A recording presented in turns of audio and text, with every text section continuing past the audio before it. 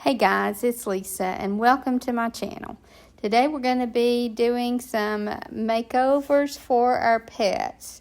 I found this very large feeder at a thrift store, and it's hard to see how large it actually is, but it's very large. I didn't like the green on it, so I just gave it a good coat of black, and I just sprayed that. And then once that was dry well, then my idea was to go over this with some white chalk paint, because I just like the look that gives, and I felt like it would distress really well. But I gave it a good chance, but there was just way too much work in painting that and getting in all those grooves. So I took it outside and spray painted it white, and it did take a couple of coats. And now here I'm just distressing back to that black to give it more of a farmhouse look. And that's all there was to this feeder. And I just put those little pans back in there, and that one is finished. For a Great Dane or something very large like that. And then I started with one of the chairs that I still have to redo, and I chose this particular chair because it was a good, solid, heavy one. But then I just had my husband cut the legs all down to the same length. I only left maybe a couple or a few inches on the bottom, and then I spray painted this black. And I did that because I want that black to distress down to, because I want to give this a farmhouse look. So here I give this a couple coats of the color cotton. You could use really any chair here, and maybe I could have chosen a chair that had more room to decorate, I guess. But it was more important to me that this be a solid, heavy chair, so that it didn't try to turn over when a pet climbed up on it, because if you haven't guessed, this is going to be a little pet bed. But here I am distressing this, and I guess I let it dry a long time, because in places it's not distressing so good, because I'm trying to wet distress it here, because I didn't want to sand down past that black onto the color that was originally on this, because that wouldn't be a good distress color. So I'm just having to kind of take my time and get the distressing that I want. And if you struggle to get the distress that you want, if you just kind of wet your cloth a little bit more, or maybe even use kind of a rougher cloth, then it'll distress better. And obviously, if you're brave enough, you could just use sandpaper and it would distress really easily, but you just have to be really careful not to distress down to that original color. So my original plan here was to get one of those dining chair pads that you tie onto a dining chair, and use that as the cushioning for the animal.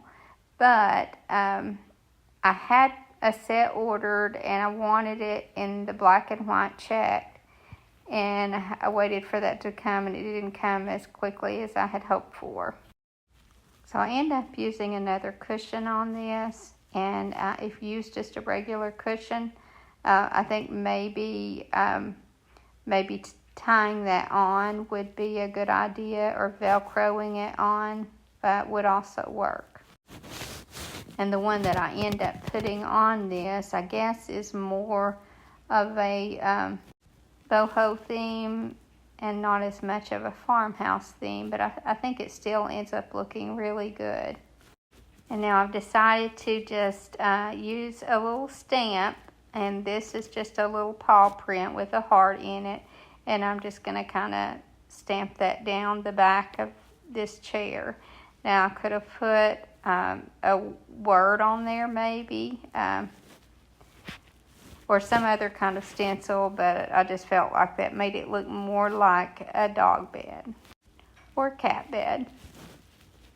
Now I'm making another little feeder, and I know you guys have seen these little sugar molds, and I've had them. I had a supplier who sold a bunch of reproduction items, and the people just kind of bought them more for the look, and they used to sell well, but now they don't, and I've been trying to think of some ways of repurposing them.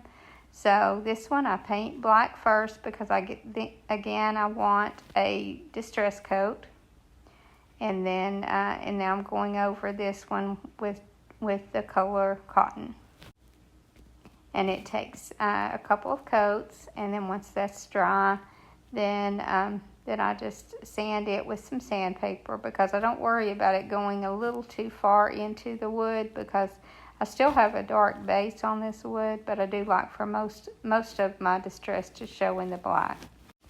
Now, I didn't mention with the chair that I do have to spray it with a clear coat once I get it distressed, and I'll also have to do that with this one.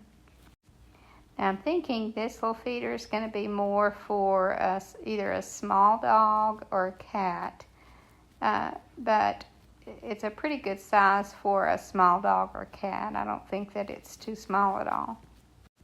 I don't bother painting the bottom of this because I just leave it the natural stain that was on it, and here I am sanding just a little bit off where I got a little bit of that white on the bottom, just to clean it up. And then once I get this distressed and I take it outside and clear coat it and let that dry, there's what we have. And I want it to set up. I don't want it to be right on the floor, so I'm going to add some legs to this. And if you watch me long at all, you know that I was able to buy a large amount of these little barrel legs, I guess you would call them, the little wooden legs, and I'm just gluing those on.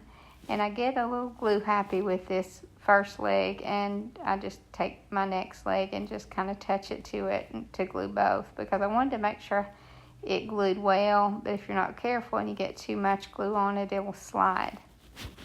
So I'm using Tight Bond Thick and Quick here, and I usually am really happy with this depending on the surface that I put it on, but for most surfaces it works well as long as you let it dry well. And I know that some people use a little bit of hot glue with theirs, but I had time here to let this dry, so I didn't bother with any hot glue because I didn't want it any areas where it was raised up. And then I found these little Pyrex bowls, and I guess they're berry bowls, and they just happened to fit right in that. And then I decided I wanted those same little paw prints on the front here, and then that one was complete. And then for the third item, my granddaughter kind of thought this one up, and she's going to give it to her mother as her birthday gift. And her mother loves to feed the birds, so we just took these two boards and attached this one on the bottom here. I didn't get any of this on camera. We just kind of got carried away with what we're doing, and I forgot to film it. Just used some E6000 and glued that little teapot thing on the top, and glued the cup on the bottom that I had painted white, and painted the little rim yellow to kind of bring that together. And then we put that little bed and breakfast sign on there. I think it turned out really cute, and like I said, I used E6000 to glue both of those items on, and I let them dry overnight. But I think she had a really good idea here. I think this made a really good feeder, and her mother can attach it to the fence or something like that, or a post, and have another way to feed the birds. And then here is all of the items again. And I think that little feeder, I could see it being a little kitten dish, I guess. And then that big feeder, like I said, I don't know what kind of dog would eat that much, but maybe someone will appreciate one that large. And our first idea here was to put some seed in that top and let it drip into the cup. And I guess, well, I don't really think that could work because it would overfill. But we decided we wanted to make it a little bed and breakfast, so we decided to make that a little birdhouse on top and then feeder on the bottom. I hope you guys enjoyed this video, and I hope to see you in the next. Thank you so much for watching. Have a great evening, and God bless you and your family.